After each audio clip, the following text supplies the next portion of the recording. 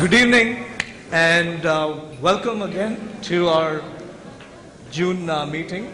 And the very reason why we can put up programs like this are because of our sponsors, our charter members, and you. So, everyone's heard like Madhu talk about TiE, and one stat that I want to lay out is when we founded TiE in Atlanta 12 years ago, we are less than 13 chapters worldwide and less than 2,000 members.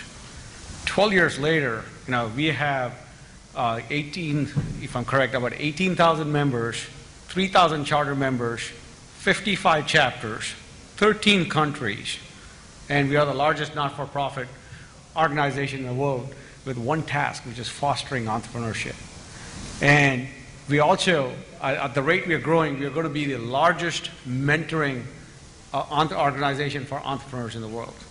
So with that said, one of the big initiatives that we have taken about is to take our, to bring the power of the network of TiE to Atlanta from around the world. I mean, you hear from a lot of our local charter members, local speakers, but we're bringing some of the marquee talented speakers and successful entrepreneurs, venture capitalists, and angels from around the country and around the world to come and speak here in July. It's a must-attend event. I mean, we have panels on all different, there's about 12 different panels on a variety of topics. Good evening. In the interest of time, if you all would bear with me and hold your applause, because this elite lineup of speakers deserves much more. But allow me to introduce all of them, and then we'll heartily welcome them to the TiE Core tonight. Thank you all for coming. I want to begin with my good friend, great mentor, Dr. Wayne Lord. He is not only a speaker tonight, but he's going to be moderating the panel. President of World Affairs Council of Atlanta for Global Issues and International Affairs Programming, past president of the Southern Center for International Studies, needs no more introduction. Abhay was recognized by the U.S. Chinese Institute of Engineering as a recipient of the 2010 Asian American Engineer of the Award. Now, ladies and gentlemen, I seek your engagement with a loud, thunderous applause. Let's welcome the panel. I really am honored to be with these folks. These are really outstanding people representing the subjects that you want to hear about. The second thing to say is a long time ago when I was in graduate school, once I had the job of briefing foreign officers in the diplomatic corps of our State Department and military officers who were going to Russia.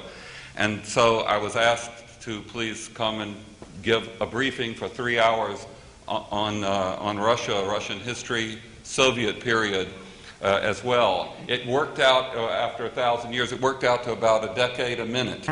And the opportunity to bring the country of Brazil as a destination for entrepreneurship.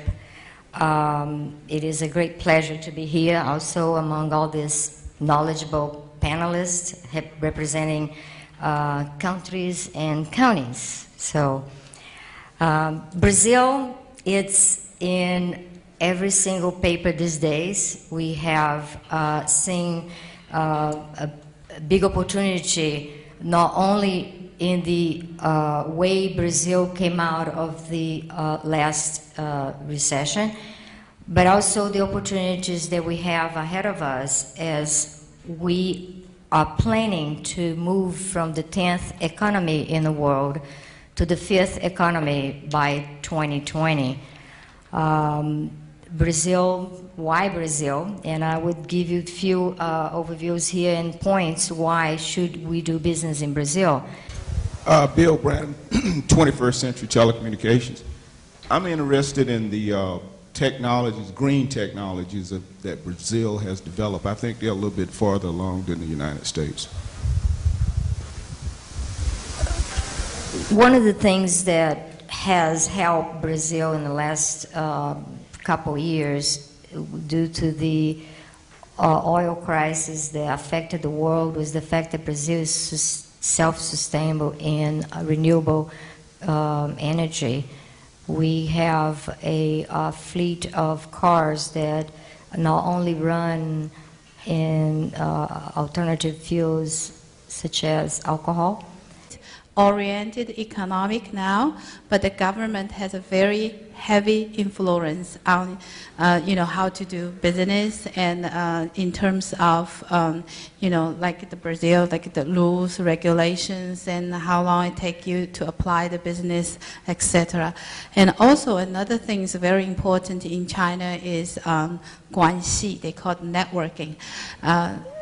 In China, you have to establish this relationship first before you do business. Unlike Americans, you do business and you think this person or this business is worth becoming a friend, then you will establish a relationship. But in China, it's different. You got to know somebody, and then somebody will bring you to somebody, and somebody bring you to somebody who can help you. So that's very important, and it's quite different. And then we do business here. So that's why a partnership or a joint venture is recommended. Before I came to the United States, when I was 16 years old, and actually I run my own business, a very, very small business. To testing the water, I was not sure what I'm doing, but at that time, and I was doing school and I want to support myself. It was really rare for a girl like my age and to open a business. But fortunately, my parents supported me, and I just went to apply the business license, and I run a small business, and I hired one person to work for me. Connecting all the various security networks across the country so that the land, sea, air, rail are all connected together. If there is one thread, everyone knows what is happening, and everything is networked together. These networking technologies, these technologies of individual improvements in air defense, in sea defense, in land defense, in system defense, and networking are a huge market in India, and especially for the US companies, because the US is leading the world in this area. We estimate, just for the defense and the infrastructure associated with networking, that the market in the next decade is over $100 billion in India. It's a big market. The challenges in expanding into this market are fairly unique also. You can't just go and sell your wares. You're going to be going through and trying to market yourself to government. And that means dealing with an increasing, a different bureaucracy, not just increasing, but a different bureaucracy. The largest relationship, it's not China, it's not India, it's actually Canada. Canada is also the largest supplier of petroleum and natural gas. It's not Saudi Arabia. So the economic relationship between the two countries is, it's almost like two countries sharing a single economy would probably be the best description of the relationship. May I just say, to put that in perspective, that number about the bilateral trade, that's roughly equivalent to a third of the entire gross national product of Russia. So it's big numbers. The Economist magazine, this is not the government of Canada's information, I'm quoting a third party. The Economist magazine forecasts that Canada will achieve the strongest economic growth in the G7 over the next 5 years. So there's quite a dynamic economy. We're very proud of our entrepreneurism in Gwinnett County. In both 87, 88, and 89, fastest growing population county in the United States for the last 25 years. We're one of the top 100 fastest growing counties in the United States. During this recession, we've slowed to our from basically 2000 to 2007, we had over 20,000 new residents a year. We've slowed, but we're still growing faster than most states. So our growth continues. And I'll just be very, very brief because we've already, I think, passed 8 o'clock.